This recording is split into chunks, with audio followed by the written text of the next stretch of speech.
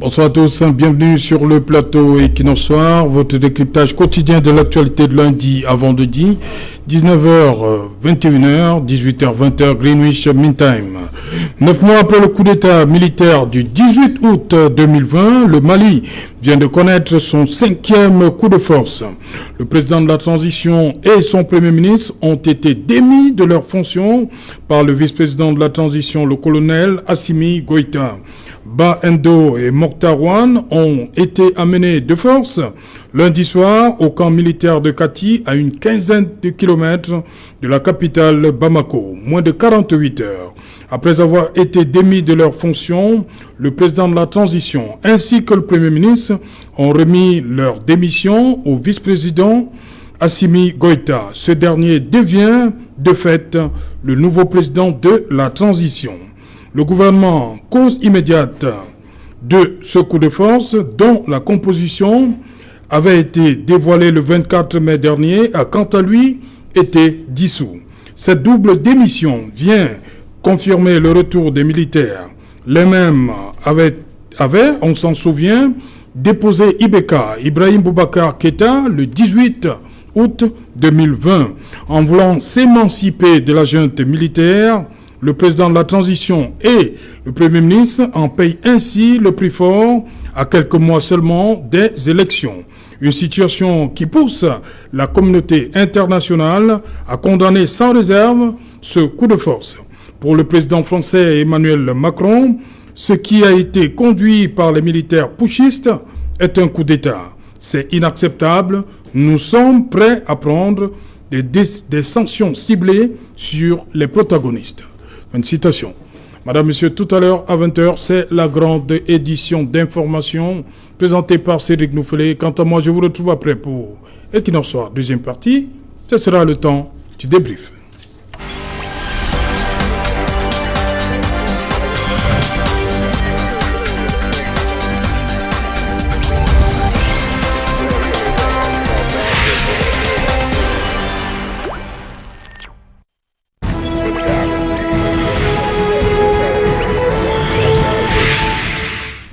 Nouveau coup de force au Mali, quelle responsabilité pour l'Union africaine? Pour en parler, nous avons invité en plateau ce soir, une fois de plus, le docteur Dalvaris Goudjou. Bonsoir docteur, bienvenue. Bonsoir Serge Alain Autou, bonsoir aux millions de téléspectateurs d'Equinox Soir. Un bonsoir particulier aux membres du gouvernement, depuis la présidence jusqu'aux directeurs généraux, qui sont très fidèles à Equinox Soir. C'est vrai, comme ils le savent bien, sur Equinox, on s'efforce toujours d'être proche de la vérité. Et comme ils le savent aussi bien, qui aime bien châtie bien. Et comme c'est aussi une mission de pédagogie, nous sommes des humains imparfaits, donc il peut arriver qu'ils commettent des erreurs dans la manière de gérer. Et parfois, il y a des petites suggestions ou des petites remarques qui peuvent les aider à rectifier le tir. Car la finalité, c'est le mieux-être des Camerounais. Et quand c'est mieux fait au Cameroun, nous tous nous en bénéficions. Voilà, merci. Que dans soit émission d'utilité publique. Bonsoir, docteur Luzan Issoba. Bonsoir, Serge Alain Autou. Bonsoir à tous vos nombreux téléspectateurs. Je voudrais saluer avec respect monsieur le copanéliste, le docteur Alvariste, avec lequel nous allons éclairer la lanterne des téléspectateurs sur un sujet aussi important lié à l'exercice du pouvoir.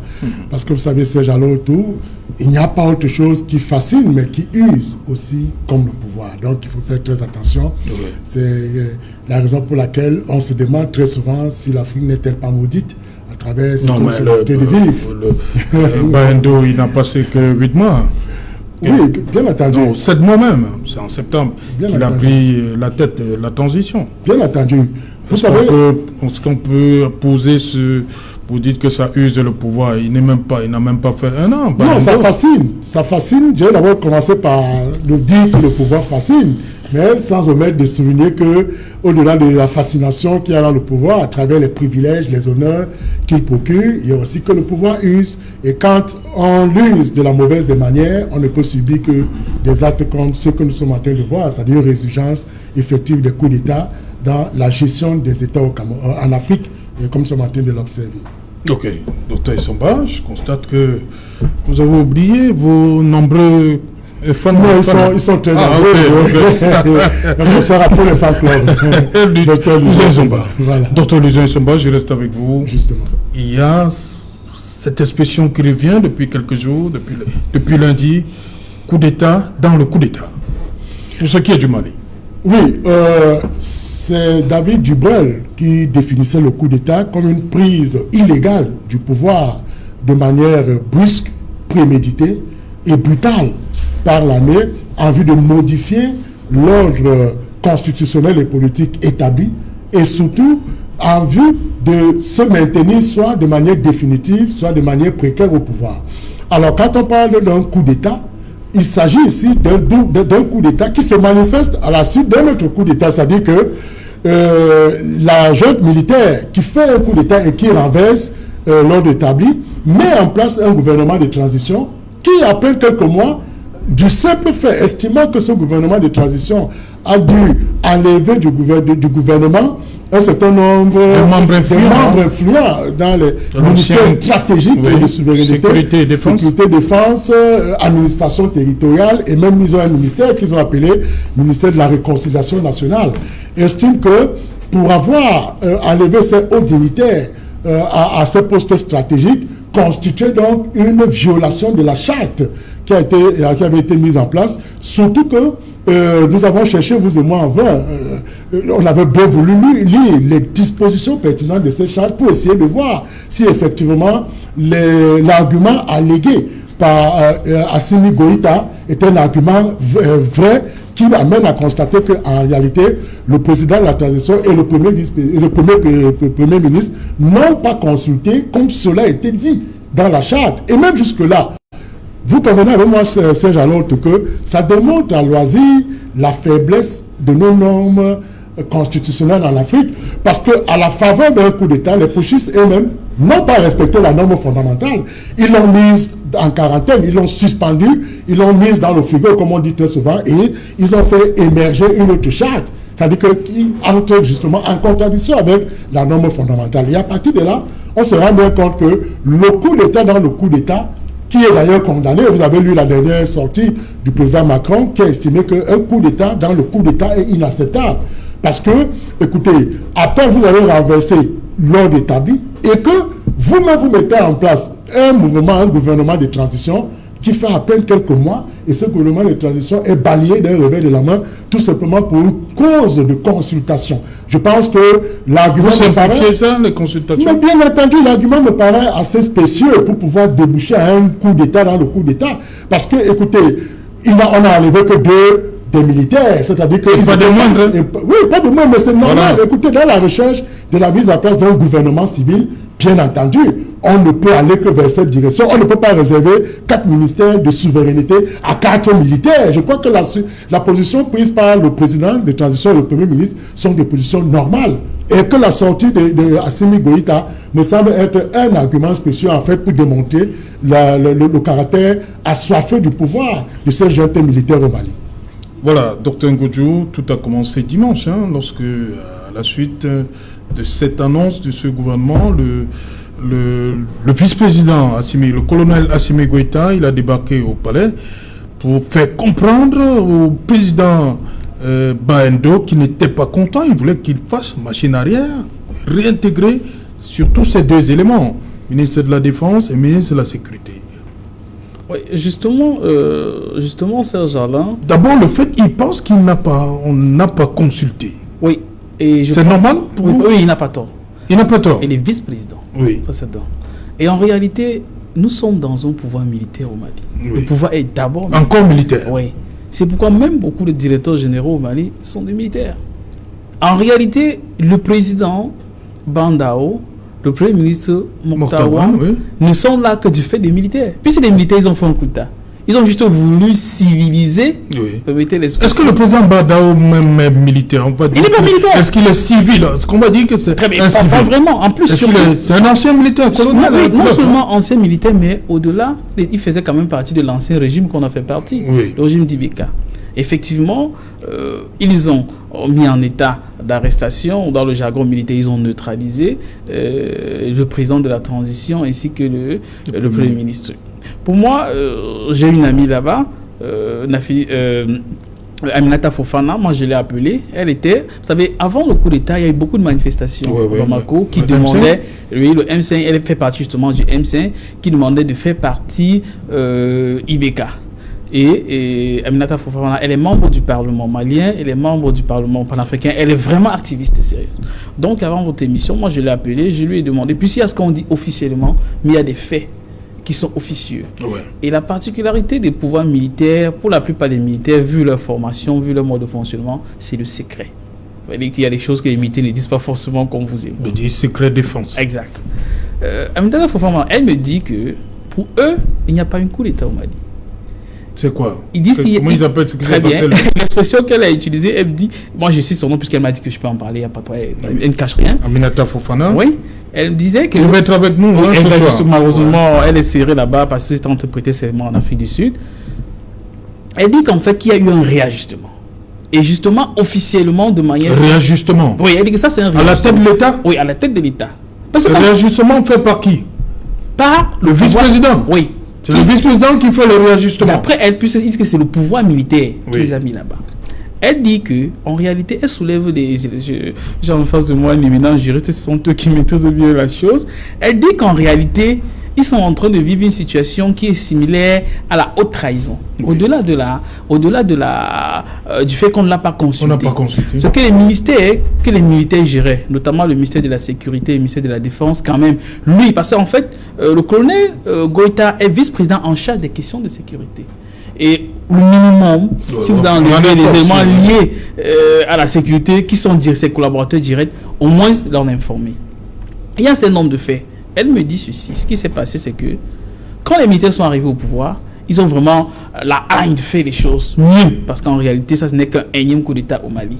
Et pour cela, quand ils sont arrivés au pouvoir, ils ont mis les civils, mais il y avait une charte. Et dans la charte, c'était très important de redonner la souveraineté au Mali. D'autant plus que tout le monde sait qu'aujourd'hui, le Mali est sous embargo. En d'autres termes, ils ne peuvent pas avoir du matériel militaire pour faire face aux djihadistes qui sont au nord de la nation. Ils se sont entendus avec le ministre de la Défense, le colonel... Modibo connaît? Non, Sadio Kamara. Sadio Kamara. Et vous connaissez Sadio Kamara, justement, vous savez, en Europe de l'Est, c'est facile de trouver des armes si vous avez des billets de banque. Oui. Donc, exact. Ils ont eu la possibilité d'acheter du matériel militaire en Russie. Et en collaboration avec, vous savez, le Mali, c'est un État enclavé, ils n'ont pas de port, mais il y a quand même certains responsables limitrophes du Mali qui ont accepté de faire rentrer les armes qu'ils avaient achetées en Russie, au Mali. Ce sont les armes qu'ils ont les difficultés de pouvoir avoir depuis que la France est là-dedans, puisque la France ne les permet pas. C'est la France qui représente ces pays-là au niveau du Conseil de sécurité, et l'embargo est là, ça les empêche de pouvoir s'armer. Le matériel militaire est arrivé et ils auraient négocié avec les Russes la possibilité que les Russes envoient des éléments formés pour utiliser le matériel, mais surtout les aider à combattre les islamistes au nord du Mali. Or, vous savez, la question islamiste est très importante pour les Russes. Pourquoi? Parce que c'est une question existentielle pour la Russie. D'autant plus qu'il y a des islamistes extrêmement puissants dans le Caucase, notamment en Tchétchénie et dans certains États du Caucase qui menacent la Russie. Pour certains, ils ont une expérience qu'ils ont eue en Syrie, certains ont une expérience qui sont en train d'être performés en Libye, et la Libye avec le Mali, ça fait que la Russie accepte très facilement quand on lui dit tu peux venir faire quelque chose pour neutraliser ces personnes qui peuvent avoir une éventuelle expérience et rentrer chez toi, être négatif pour toi. Et les autorités russes auraient donné leur aval. Mais ils auraient voulu qu'il y ait un parallélisme de fonds, qu'ils puissent avoir un courrier et que le courrier soit signé par le président, ce qui est normal, puisque ça engage... Le président de la transition. Oui, ça engage la nation. Or, les militaires préparaient tout cela entre eux, parce qu'ils connaissent mieux les questions sécuritaires. Et surtout que, vous savez, il y avait quand même une petite crise de confiance, puisque vous savez, la première transition, il y a des liens un peu très proches avec Paris, ce qui ne plaît pas forcément à tout le monde. Donc, quand ils sont rentrés, ils ont dit que le vice-président, le collègue Goïta pouvait signer. Les Russes ont dit non. C'est important que ce soit le président qui signe. Justement, quand ils sont allés soumettre le courrier au président Bandao, il aurait pris le courrier avec son premier ministre. Ils sont allés à Paris, présenter le courrier au président français Macron. Et vous savez... Ils sont allés rendre compte au président français Macron. Bien, exact. Et le président Macron leur a dit, pour faire face à la situation, il faut faire un remaniement ministériel dans lequel il faut enlever tel pion. Et en finalité, après cela, il devait justement avoir des élections comme c'est prévu dans quelques mois. Mais surtout, en fin de compte, tous ces colonels-là qui sont impliqués, qui sont en train de vouloir traiter avec la Russie pour nous créer des problèmes, il faut les faire passer par la case prison. Or, les gars qui sont aujourd'hui au pouvoir, aujourd'hui à Bamako ont quand même l'expérience. N'oublions pas qu'il y a cela à peine quelques semaines que le capitaine Sanogo est le général. Le général Sanogo est en liberté. Lui, il a fait des années en prison alors qu'il avait fait un coup d'État. Il a bien organisé la transition. Il est quitté du pouvoir. Mais quelques temps après, les Français et tout le reste, c'est les gars qui étaient au pouvoir à Bamako. On veut qu'ils soient en prison. En fait, pour eux, c'était que le président Bandao, en collaboration avec le Premier ministre, sous la couverture de la France, premièrement, ils ne veulent pas du matériel russe. Deuxièmement, ils ne veulent pas, parce que les Russes auraient accepté d'envoyer juste un militaire pour les aider à combattre les djihadistes. Et quand ils ont vu, et surtout en finalité, il fallait mettre quelqu'un qui leur soit proche après les élections, mais surtout que c'est qu'on ne parte en prison. D'abord, il y avait une question de survie aussi. Donc, quand ils ont été dans ce contexte, André Fofana me dit qu'en fait, pour eux, ça c'est de la haute trahison. Ça veut dire, en fait, si vous preniez des secrets existentiels, des secrets qui peuvent mettre en mal la sécurité de la nation, à un moment, la personne qui fait cela est passible de haute trahison. C'est pourquoi, quand la Troïka est venue, quand il y a eu justement ce qu'ils appellent le réajustement, ce qui n'est pas un coup d'État pour eux, quand il y a eu l'envoi de la Troïka constituée des membres de l'Union africaine, des Nations Unies et de la CEDEAO, à la tête de laquelle il y avait l'ancien président nigérian Goodluck Jonathan, quand ils sont arrivés, premièrement, il fallait négocier. Aller au camp de Kati, à 15 km de Bamako, pour rencontrer le président et le Premier ministre. Oui. Deuxièmement, négocier leur libération. Parce qu'en réalité, si on dit qu'il y a haute trahison, ça veut dire qu'éventuellement, il peut y avoir des poursuites judiciaires. Et justement, même la peine de mort. Oui, peut-être au-delà. Et justement, quand ils sont arrivés au camp de Kati, et le président et le Premier ministre ont immédiatement présenté leur lettre de démission. Et de l'autre côté, les militaires les ont libérés et leurs différentes familles. C'est vrai qu'ils n'ont pas fait de déclaration à la presse, mais leurs différentes familles ont confirmé qu'effectivement, et le président et le Premier ministre, chacun est arrivé chez lui sain et sauf. Donc, pour dire quoi, pour résumer, c'est que la situation est un peu plus complexe que cela. Il y a une question existentielle pour les gars qui se disent, sont eux qui ont fait le coup d'État à Bamako, sont eux qui vous ont mis au pouvoir, mais actuellement, vous allez comploter avec une grande puissance qui est là depuis au moins 60 ans, et on voit que depuis 60 ans que la grande puissance, la France, vous n'est pas le nom. Ça ressemble à Centrafrique, là? C'est pratiquement identique. Ok, on revient. On va prendre la direction de Ouagadougou. Nous attend Eric Yombi. Bonsoir Eric Yombi. Bonsoir également aux compagnies. Voilà, des petits soucis. On a de la peine à suivre Eric Yombi ici. Eric Yombi, bonsoir. Vous êtes journaliste, écrivain. Voilà, vous étiez il y a quelques jours à Bamako. Vous avez traversé. Vous êtes aujourd'hui à Ouagadougou. Comment? On nous dit de plus en plus qu'il s'agit pas d'un coup d'État, mais d'un réajustement. Un coup d'État dans un coup d'État.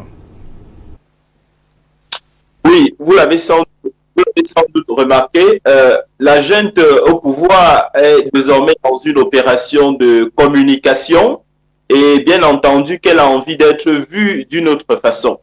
Alors, j'ai entendu, c'est vrai, avec la difficulté des moyens techniques, l'hypothèse selon laquelle la Russie voudrait ou serait entrée en jeu dans l'échiquier malien. Il faudrait qu'on soit très très bien précis. Au nord du Mali, en ce moment, il y a les Touaregs qui tiennent tout.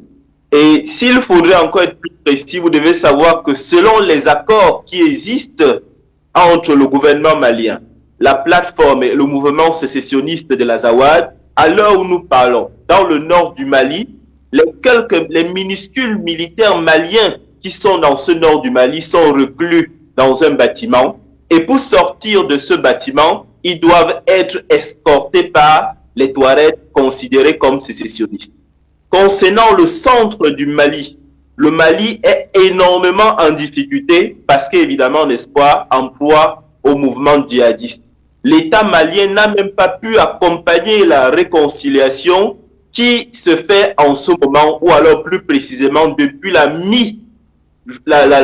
milieu de l'année 2020, pour accompagner la réconciliation entre les Dogons et les Peuls. Supposez que les Peuls ne sont pas les acteurs seuls du désordre dans le centre du Mali.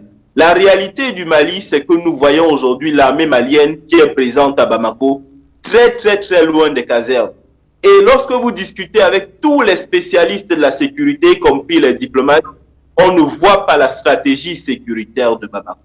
Alors, je suis d'accord qu'il y a la France dans l'échiquier. À cette France, on reproche beaucoup de choses. Elle est présente sur un espace contestable dans le nord du Mali, à Kidal. La France est également très présente dans le nord du Mali, pas très loin de Kidal, à Tessalit. La vérité des faits, c'est qu'en réalité aujourd'hui, le Mali n'a pas un projet sécuritaire.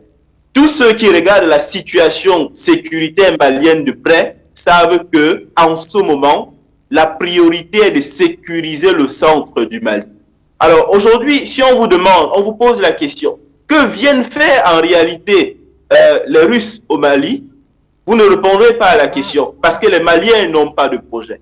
Il n'est pas ici question de dire qu'il faut privatiser l'armée malienne. C'est pas de ça dont il est question. Il faudrait que le Mali, à travers ses militaires, ait un projet sécuritaire. On ne voit pas le projet sécuritaire du Mali.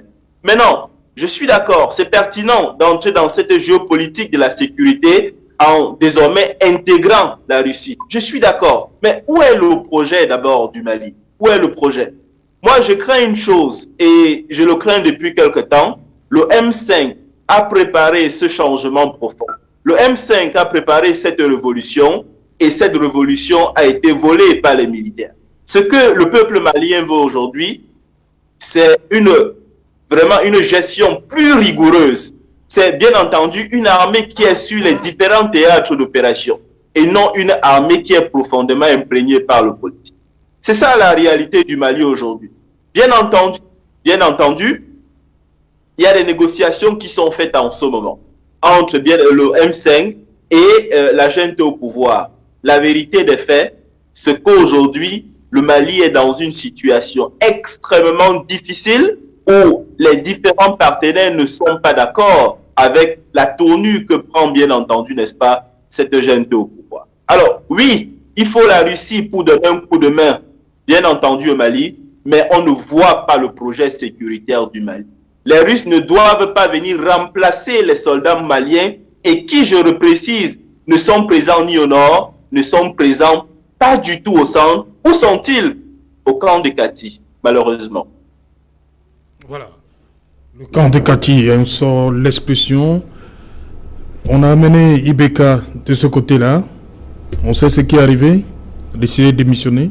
On amène le président Bado là-bas. Pour vous, le camp de Kati, c'est quoi?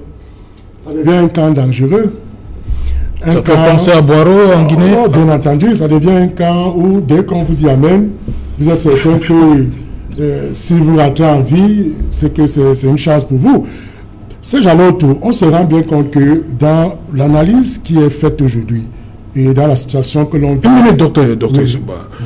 Eric Diombi dit le mouvement M5, RFP, Rassemblement des forces patriotiques, a poussé à bout le président Ibeka, mais les militaires sont apparus le 18. Pour lui, les militaires ont volé le mouvement des civils. Oui, bien entendu, son analyse me permet donc de faire la différence entre une révolution qui est initiée par le peuple et un coup d'État qui est porté par une autorité constituée, un peu comme l'armée. C'est là où on possède la différence. La différence, c'est-à-dire que quand un président quitte sous la pression populaire, on est là sous le coup d'une révolution. Et quand c'est orchestré ou initié par les forces constituées telles que l'armée, nous sommes là dans un coup d'État. Mais l'armée intervient toujours, la population prend les choses pendant des semaines, mais à un moment, l'armée rentre en jeu. Bien entendu, ça veut dire voilà que on explique qu'au départ, il y a un coup de pouce d'un révolutionnaire et qui cède directement la place à un coup d'État militaire, puisque dès lors que les militaires prennent la gestion de l'État en main, on n'est plus dans un régime civil, on tombe sous le coup d'un régime militaire. Et vous voyez, dans la situation qui se passe aujourd'hui au Mali, on a l'impression que les deux formes de coup d'État permettent de comprendre un peu ce qui se vit. C'est-à-dire qu'on a des coups d'État de type nationaliste, où les nationaux veulent forcément défendre leurs intérêts contre toutes les interventions étrangères. Et peut-être c'est ce qui peut justifier que la sortie de Assimi Goïta, qui estime qu'il n'a pas été consulté, parce que c'est quand même suspect de le dire, Serge Alot. Il est quand même vice-président de ce gouvernement de transition. Comment pouvait-il ne pas être consulté? Donc moi, c'est pourquoi j'ai estimé tout à l'heure que c'était un argument spécieux. En fait, le vrai argument, c'est simplement que... Vous doutez de sa parole? Il dit qu'il n'a pas été consulté. Mais bien entendu, écoutez, quand je parle de spécieux, justement, c'est pour dire que, mais un tel argument, si les militaires sont dans une logique de remise de l'ordre constitutionnel au civil, c'est un argument spécieux. C'est-à-dire qu'en fait, on se serait passé de cet argument puisque nous visons le retour à la paix et le retour de l'institution, de la paix et de l'ordre institutionnel. Or, moi je pense que où le bas blesse, c'est simplement que le président de la transition et le Premier ministre ont sollicité l'apport de la France qui, en sens de Assimi Goïta, est constitutif d'un acte de haute trahison, d'où cette réaction virulente. Parce que si c'est simplement que, parce que même dans les ministères stratégiques qui ont été mis en place, il y a un colonel, il y a un général qui revient dans l'un des ministères. C'est-à-dire que qui était déjà à la retraite, qui revient dans l'un des ministères stratégiques. Donc on ne peut pas dire que forcément il y a eu des civils qui ont été restitués dans les ministères stratégiques. Et quand vous regardez bien aujourd'hui, l'action de la junte militaire au Mali, c'est pour dire non. Nous n'avons pas besoin des puissances étrangères pour essayer de reconstituer notre ordre politique destitué ou mis en désordre. Il faudrait là revenir à l'orthodoxie nationale et se liguer dans ce que j'appellerais plutôt un coup d'état de forme néocolonialiste, c'est-à-dire qui permet justement de ne pas voir les étrangers s'immiscer dans les affaires internes du Mali. Et peut-être c'est ça qui peut justifier aujourd'hui que la junte militaire convoque l'idée de ce que, au niveau des 4 ministères querellés, on a pensé uniquement aux civils, et c'est ce qui peut justifier aujourd'hui les différentes tensions que l'on vit au Mali. Docteur Goudjou, il se pourrait que tout a commencé le 14 mai, lors de la reconduction de Mokhtar comme Premier ministre. Dans les rapports entre le président de la transition et son vice-président, oui, ça n'allait pas bien. Oui. Et justement, c'est très important, puisque ce que Erin nous disait tout à l'heure, parce qu'il faut comprendre le contexte dans lequel le premier coup d'État s'est passé. Oui.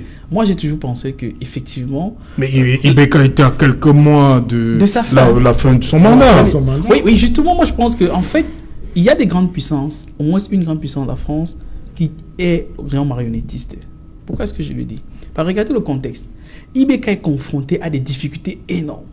Sur le plan sécurité, d'abord la loi de finances militaires, c'était un peu plus de près de 1000 milliards, près de 1200 milliards pour l'année passée, la loi de finances militaires pour l'année passée, pratiquement plus de 80% ils sont détournés.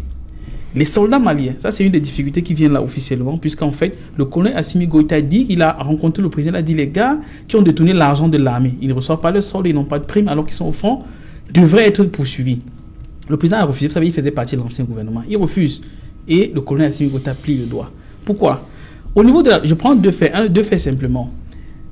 Dans la loi de finances militaires pour 2020, ils prennent l'argent. Est-ce que vous savez qu'on a pris autour de 3 à 4 milliards dans les sacs au Mali pour aller acheter un hélicoptère en France?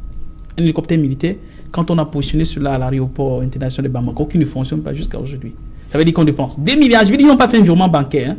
Il y a eu des scandales autour de cela. Assimi Goïta dit qu'il faut juger les gars qui ont géré cela. On dit non. Alors que le matériel militaire est acheté en France. Le conseil du coup d'État, qu'est-ce qui se passe? C'est pourquoi je disais, quand le M5 et tous les restes organisent les manifestations tous les jours, on appelle cela une révolution. Et très sincèrement, Ibeka était un pion des Français. Mais ils se rendent compte qu'il est extrêmement impopulaire. Puisque quand les gars manifestent à des milliers pratiquement dans les rues, à Bamako, à Sikasso, partout, ils demandent le départ d'Ibeka et surtout ils commencent à manifester avec les drapeaux russes. Ils disent qu'ils veulent que les Russes viennent, ils veulent que les Français partent. Et ça écœure la France. Là, quand c'est comme ça, quand la femme vous a déjà sucé, elle doit être obligée de vous lâcher. Qu'est-ce qu'il faut faire? Il faut maquiller cela. Et maintenant, les militaires entrent en jeu. Et le contexte dans lequel le coup d'État se passe vraiment est effarant. Regardez. À Bamako, il y a des troupes allemandes qui sont de l'OTAN.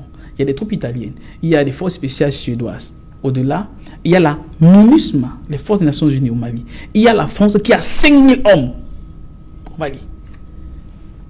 Le président Ibeka, dans ce contexte, il était gardé par les forces spéciales sénégalaises qui sont très proches de la France. En d'autres termes, il faut bien comprendre, dans les armées sont d'abord loyales à leur nation. C'est-à-dire quand vous dites honneur et fidélité. Si vous êtes un soldat camerounais, l'État du Cameroun vous détache en Centrafrique pour une mission. Le président Biya vous appelle pour un ordre. Vous ne dites pas que j'obéis aux Nations Unies. Vous obéissez d'abord à votre nation. Le président. En d'autres termes, les forces spéciales qui sont détachées pour la sécurité d'Ibeka, quand les gars de Goïta viennent, ils rentrent chez Ibeka, il n'y a même pas coup de feu. Il n'y a même pas... Vous ne pouvez pas, on ne peut pas rentrer chez un chef d'État, vous l'arrêtez, sans que les forces spéciales, sans que ça garde rapproché, n'agisse même un peu. Aucune mais il a l'habitude d'entrer, hein, même vendredi, dimanche dernier, il a encore entré chez le président Bando. Oui, non, avant, je dis à l'époque du premier coup d'État. Je dis donc qu'il a l'habitude d'entrer, le colonel. Il a encore entré dimanche dernier. Exact. Il allait dire au président Bando qu'il n'était pas content. Exact. Il entre facilement au palais. Hein. Exact. Le premier, lui, c'était au domicile de Ibeka. Le premier ministre, c'était la même chose. Puis ils ont arrêté tous ceux qui étaient autour. Vous ne pouvez pas faire un coup d'État à Bamako. Il y a 6 soldats français, il y a des Suédois, les autres, il y a le ministre, il y a tout le monde, il y a des radars partout là-bas. Et il n'y a pas un seul coup de feu. Il n'y a même pas un coup de fil. S'il vous plaît, pendant ce moment-là, le train était en train d'atterrir au nord. Et ils ont même dit dans le communiqué que les opérations continuaient. En d'autres termes, moi je pense que le coup d'État a eu l'aval de la France. On ne peut pas faire cela. Si les grandes puissances là n'agissent pas, ne disent pratiquement rien, ça veut dire qu'il y a un accord tacite. Et en ce moment-là, je pense que c'est en ce moment que la révolution justement avait été volée. C'est-à-dire vous avez écarté la population qui voulait partir, Ibeka, vous leur donnez l'impression qu'il est parti. En réalité, vous êtes parti pour mieux venir. Pourquoi? Parce que quand les gars prennent le pouvoir à Bamako, ce qui est très surprenant, c'est que le premier ministre actuel et le président, ils étaient membres de l'ancien gouvernement. Ce sont eux qui prennent le pouvoir encore. Ça veut dire qu'on a fait la pression dans les négociations. Vous savez, il y a une tonne de sanctions. La BCA a fermé les comptes, etc. Les frontières étaient fermées, etc., etc. Il y a une pression sur les militaires pour qu'ils puissent nommer les anciens éléments qui étaient les ponts de la France. C'est pourquoi, en réalité, quand ils sont confrontés à une situation qui met en cause les intérêts de la France, ils sont contraints de partir à Paris, faire le rapport au président Macron. Donc, on dit que déjà à la base, ce coup d'État s'est déroulé avec l'aval de la France. C'est un élément. Mais maintenant, est-ce qu'à un certain moment, étant donné qu'il y avait une question de survivance physique et même politique, puisque quand dans les échanges, il se dit que, premièrement, les militaires, ils ont une mission. Il faut quand même pacifier la nation. Et comme Eric l'a très bien souligné depuis Ouagadougou, les militaires maliens, ils n'ont pas de matériel. Ils ont une solde qui est limitée parce que détournée par la hiérarchie militaire. Ils sont cantonnés dans des camps. On les empêche pratiquement de sortir. On a comme impression qu'ils sont étrangers dans leur propre pays. Ils ont comme les bras croisés. En ce moment-là, et que quand vous avez une puissance qui travaille vous depuis des années et qu'on ne voit pas le résultat, qu'est-ce que vous faites? Vous essayez de regarder une autre personne. Et effectivement, ils auraient tendu les mains en Russie. Il y a du matériel qu'ils ont acheté. Les Russes, ils ne rient pas. Ils vous vendent le matériel. Et maintenant, il y avait la possibilité de venir former les soldats. Puisqu'en réalité, les troupes otaniennes sont là au Mali. Ils disent qu'ils forment les Maliens, mais curieusement, au fur et à mesure qu'on les forme, on ne voit pas le résultat sur le terrain. Or, le Mali, c'est un pays qui est très grand. Plus d'1 million de kilomètres, donc presque 3 fois le Cameroun. 1,24 million de kilomètres carrés. C'est extrêmement grand. Et si vous n'avez pas de dômes et assez de matériel, un soutien indigne de ce nom, vous ne pouvez pouvoir en sortir. Et quand ils partent pour les Russes ont une grande expérience pour cela, pour la lutte contre le terrorisme. Je pense que ce n'est que logique. Comme on dit chez nous, quand vous êtes en train de vous nommer, même si c'est sur le serpent, vous vous accrochez d'abord avant de regarder par là sur la rive et négocier si le serpent vous laisse vivant. Voilà, Eric Yombi, le président, le nouvel homme fort, comme ça se dit souvent dans le jargon, après un coup d'État. Le nouvel homme fort du Mali, c'est le colonel Assimi Goïta, après la démission et du président de la transition et du premier ministre. Cette réaction du président français Emmanuel Macron, il trouve que c'est inacceptable ce qui s'est passé de ce côté-là. Et il dit que la France est prête à prendre des sanctions ciblées sur les protagonistes. Votre réaction? Oui, il faut bien comprendre que ici là, nous sommes dans une logique de reconfiguration géopolitique. Vous savez bien entendu que la France est très présente au Tchad et la France est au Tchad pour préserver des intérêts qui sont sécuritaires, des intérêts qui sont également liés à l'immigration clandestine. La France est présente notamment dans le nord du Mali pour préserver des intérêts qui sont géostratégiques et qui sont notamment géoéconomiques. Ces intérêts sont géostratégiques de par la position haute de la localité qu'on appelle Tessali, qui n'est pas loin, n'est-ce pas, de Kidal, qui permet, je vais bien appuyer sur les mots, qui permet de contrôler non seulement le nord de l'Afrique, mais bien entendu jusqu'au golfe de Guinée. Voilà les réalités de la France. Maintenant, je dois encore préciser un autre élément. Souffrons de savoir que en ce qui concerne ce travail de terrain, il y a la force de la réserve que je devrais avoir en ce qui concerne la fourniture des éléments que je vous donne au coup par coup. Troisième élément, il faut bien se rappeler que lorsque la révolution a été mise en route, elle a commencé avec un cinéaste qui s'appelle Cheikh Oumar Sissoko. Cheikh Oumar Sissoko a mis en place un mouvement qu'on a appelé Espoir Mali Koura. Koura, c'est Bambara et ça veut exactement dire nouveau. Donc, il a lutté pour un Mali nouveau. C'est par la suite que les forces politiques et les forces religieuses ont rejoint ce mouvement. La réalité aujourd'hui, c'est que cette révolution a été volée par les militaires. La symbolique de ce mouvement, la symbolique de ce changement était de démettre un ordre qui incarnait les frustrations, un ordre qui était essentiellement corrompu. Le malheur, c'est qu'aujourd'hui, on retrouve les militaires dans une logique de prédation. Ça rappelle évidemment aux Maliens ce pourquoi ils ont lutté et la chose pour laquelle plusieurs personnes sont mortes. Autre élément, je le reprécise, le centre du Mali est devenu le nouvel enjeu sécuritaire. Et dans ce centre du Mali, l'armée malienne n'est pas présente du tout. On retrouve quelques minuscules soldats au centre du Mali, dans la localité de Koro, où on peut dire carrément qu'ils se baladent. À l'intérieur des terres du centre du Mali, les militaires ne sont pas. Pour répondre à votre question de manière plus précise, je dirais exactement ceci. Le Mali est confronté au fait que son territoire soit énormément grand, 1,2 million de mètres carrés. Le Mali n'a pas les ressources pour sécuriser son propre territoire. Mais le Mali a l'obligation d'avoir un projet sécuritaire en s'appuyant sur différents partenaires pour dire qui fait exactement quoi. Mais pour le moment, au Mali, nous n'avons pas des militaires, un État malien avec un véritable projet sécuritaire, pouvant dire à la Russie, tu viens faire exactement ceci, au bout d'un certain temps, nous serons formés et nous prendrons le relais. C'est donc ça qui fait mal. Doublé au fait que la population attendait que les boys, comme ils sont appelés ici, les militaires, soient à l'origine d'un changement nouveau. Parce qu'il ne faut pas l'oublier, les militaires ont le pouvoir parce qu'on espère une correction, un correctif. Là, on a l'impression que les militaires ont aggravé la situation en ce qui concerne le Mali. Oui, en plan, tu dois dire ce genre de choses. La Russie doit être présente. Nous sommes dans une logique où chaque grand pays définit ses intérêts. Il appartient au Mali, avec ses différents partenaires africains, bien entendu, de définir son projet sécuritaire. Lequel projet, pour le moment, nous tardons à voir. Ok. Docteur Lucien Issomba, l'Union africaine face à tout ça. Ça me fait justement sourire parce que voilà une structure africaine qui a été mise en place pour essayer de juguler de tels types de crises. Mais on voit des sorties épisodiques, on voit aucune réaction ferme. On se pose bien la question de savoir quel est le rôle. Qu'est-ce que vous mettez dans les sorties fermes? On ne voit pas des prises de position fermes qui amènent même l'Union africaine à faire les descentes sur le terrain et à imposer un certain ordre. Parce que quand vous regardez tout ce qui se passe, on laisse faire les puissances étrangères sur le terrain. On ne voit pas... Mais la CEDEAO, très souvent, descend. Hein, oui, très souvent. La CEDEAO fait des sorties. Mais je dis, l'Union africaine, qui est la structure suprême, aurait quand même pu prendre des mesures coercitives, des mesures normales pour essayer de ramener la paix de ce côté-là. Vous voyez, le Mali, c'est Jallo Touré, connaît son premier coup d'État en 1968. Vous voyez, en 1968, avec Moussa Traoré qui renverse Modibo Keïta, le coup d'État revient en 1991, où justement Moussa Traoré est renversé par Toumani Touré.